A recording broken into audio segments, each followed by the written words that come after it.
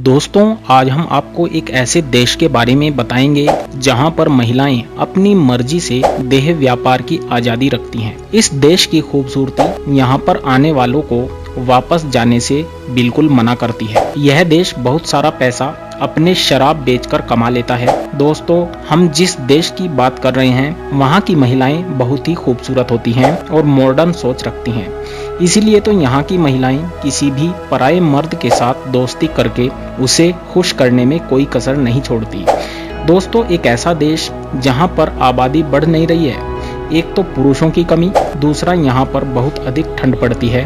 दोस्तों, आज हम एक ऐसे देश के बारे में बात करने वाले हैं जिसे दुनिया का सबसे अच्छा हनीमून डेस्टिनेशन घोषित कर दिया गया है। और इतना ही नहीं, यहाँ के एक बीच को दुनिया के सबसे सेक्सी बीच का अवार्ड मिला है। और क्या आप जानते हैं कि भारतीयों के लिए यहाँ पर जाने के लिए वीजे की जरूरत नहीं होती।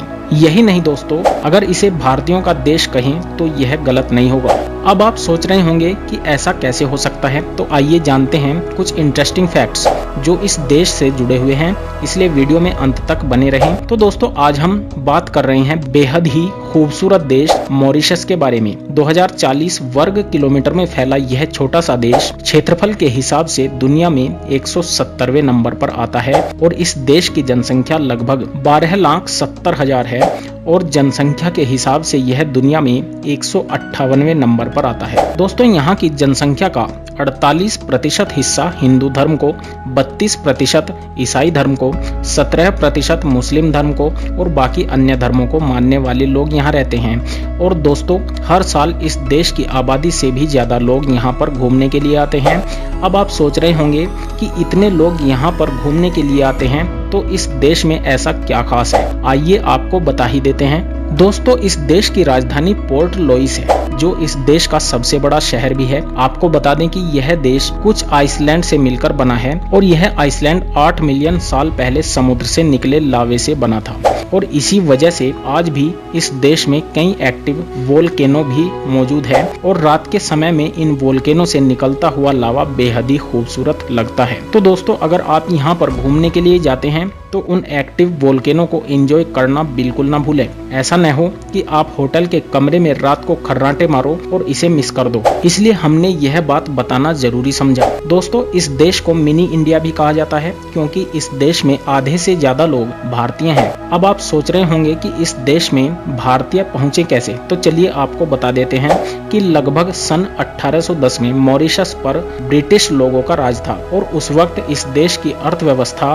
कृषि पर निर्भर थी, इसलिए गन्ने के खेतों में काम करने के लिए बड़ी संख्या में भारतीय मजदूरों को लाया गया। हालांकि 1968 में यह देश आजाद हो गया था, लेकिन इसके बाद भी भारत से गए हुए मजदूर यहीं पर बसकर रह गए। दोस्तों, बहुत ही ज्यादा संख्या भारतीयों की होने के कारण इस देश में आपको भारत की छवि देखने को मिल जाएगी। जी हाँ, अगर आप यहाँ घूमने के लिए जाएंगे तो आपको उत्तर प्रदेश की तरह हरे भरे गन्ने के खेत, बिहार के लोगों की तरह भोजपुरी बोलते लोग और महाराष्ट्र के जैसी काली मिट्टी के साथ साथ भारतीय वेशभूषा, झूमर, कजरी और रतवाई नृत्य करती हुई महिलाएं नजर आ जाएंगी।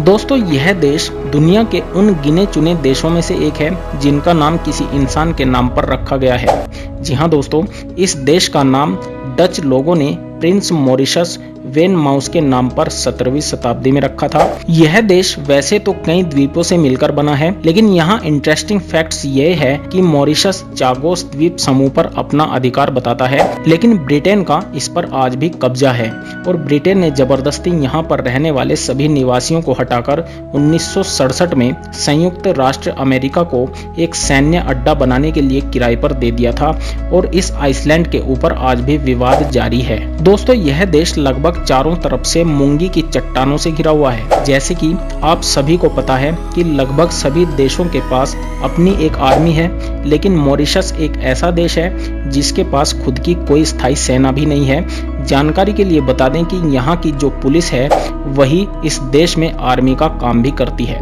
तो दोस्तों, आपको मॉरिशस देश की ये वीडियो कैसी लगी हमें कमेंट करके जरूर बता दें और साथ ही साथ हमारे चैनल को भी सब्सक्राइब कर दें। धन्यवाद।